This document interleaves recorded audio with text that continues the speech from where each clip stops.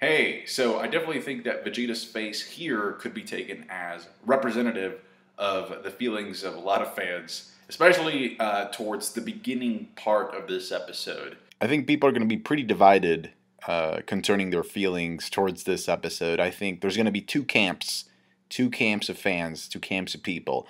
You're either going to like the episode because you find the whole magical girl act and theme humorous and funny and even endearing and cute, or you're just going to absolutely despise it and just be frustrated about how much time was allocated to that aspect of the episode, that portion of the episode where we get to see the girls transform twice. They reused the animation for the transformation sequences twice because the first one was incomplete. And like I said, I think it's more of a timing thing. You're either going to be okay with the amount of time that they used for the gag, or you're just not going to be okay with it.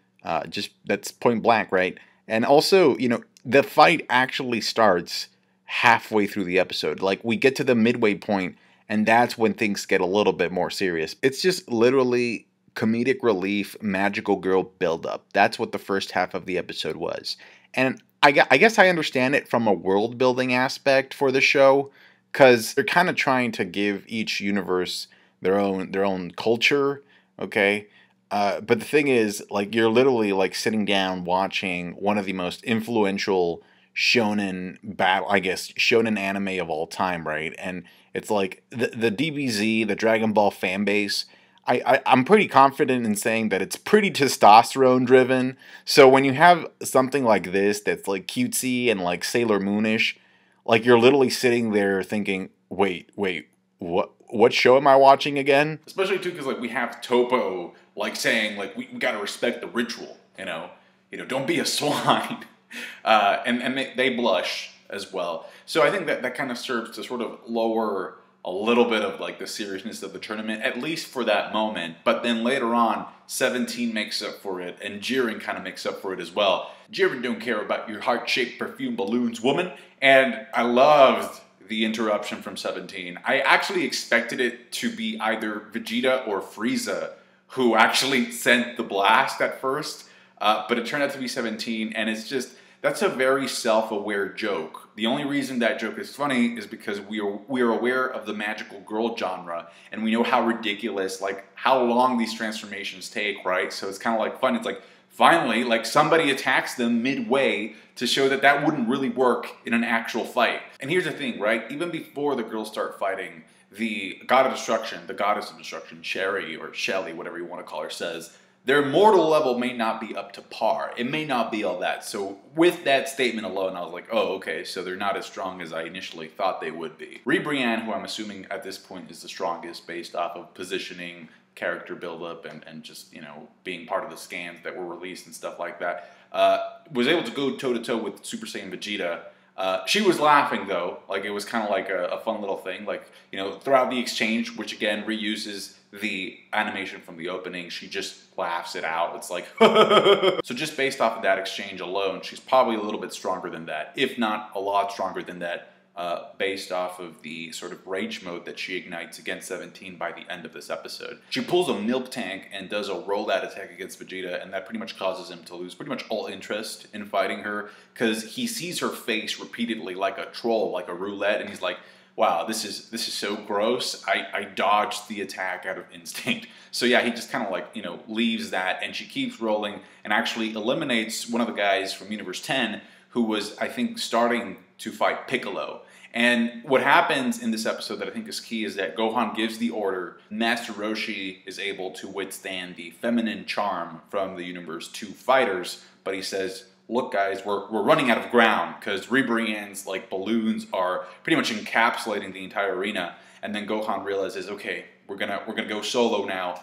Just fight independently from now on. Then if you watch the preview, you'll notice that Gohan speaks throughout it and says, Piccolo, let's fight these guys from Universe 10 together. So that's gonna happen. There's gonna be a tag team, and there was a spoiler reveal during the week stating that, and this is not really a spoiler because it was kind of predictable, that Universe 10 will be the next universe to be wiped out by Xeno, because Gohan, in fact, does end up taking out the guys that are left from Universe 10.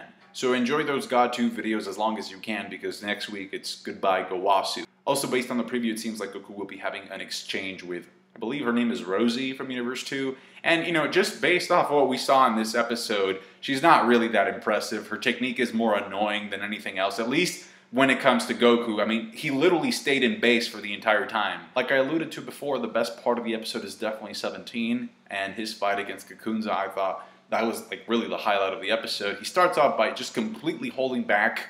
All right, he's just like dodging. He's like super chill, cool, calm, and collected. Just like, yo, whatever, man. I'm just here dodging your hits. She's trying to speed blitz him, but the hits that she lands just don't do anything. Just completely deal 0 damage. The only thing, at one point, the only thing she manages to do is like kind of like mess up his clothing.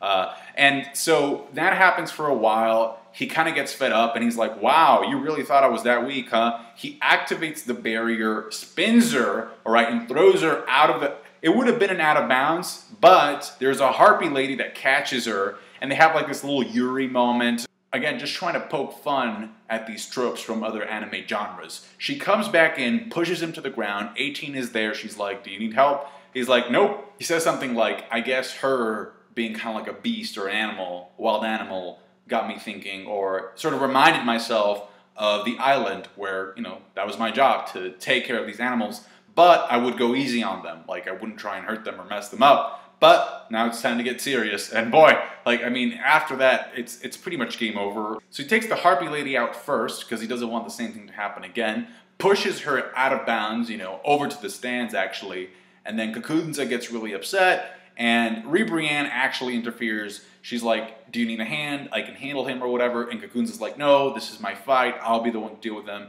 They start blitzing each other.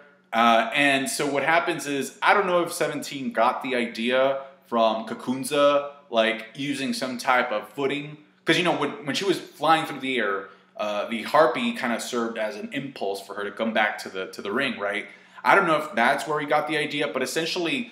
17 fires a beam, and Kakunza stupidly thought that the attack was aiming for her, that it was actually meant to hit her, because she even says an attack like that won't work or whatever. But no, what 17 really wanted to do was to fire the shot so that he can get pushed back and actually find his footing on the light. If you don't know the way that the stage is set up, there is a light bulb, a floating light bulb, you know, on top of or surrounding the stage, because it's the world of Void. If there were no light bulb, everything would just be in shadow, just completely darkened. So he finds his footing on the light. Zeno gives him the okay. He says it's not against the rules. And by the way, if that's the case, I can definitely foresee other characters trying to find some other creative way of using the light bulb for their attacks or for some another purpose. And then, so now that 17 is up there, he has like a sniper's view of the platform, and he fires like this really potent shot at Kakunza, and that's how he eliminates her. He essentially, I don't know if you play like Smash Bros, but he turns into Lucario. Lucario's final smash is essentially that. He jumps onto the sky, charges up the beam, and it's just game over. Feel the power! And Goku kind of makes a reference to the recruitment arc, because he says, oh yeah, that's the type of power that I knew you were hiding back then. Like I knew you weren't giving your all when you were fighting me when I was in Super Saiyan Blue or whatever. So that's essentially like, I'm assuming that's just a taste. I don't think that's all 17 was hiding. But again, it was a pretty cool moment for him. He got to shine and did something pretty cool that was like strategic, which I enjoyed. The music, the Android 17 theme music that they played was also pretty cool. I enjoyed that as well. And now it seems like his opponent is going to be Ribrianne. How do you think the two of them will match up against each other? That's interesting. Initially, I thought Ribrianne was going to be Vegeta's final opponent based off of what we saw in the opening, but this setup kind of changes things a little bit, so I'm kind of curious to see what happens with 17. 18 kind of did offer him help, but then after she saw that he was up there kind of like dominating, she's like, yeah, I think you got this on lock. I'm just going to go for a walk now. Which I think kind of helps raise the question, aside from the people that are left from Universe 11, which other characters do you think may pose a threat to the Z fighters? Because right now, I mean, they've been doing pretty good.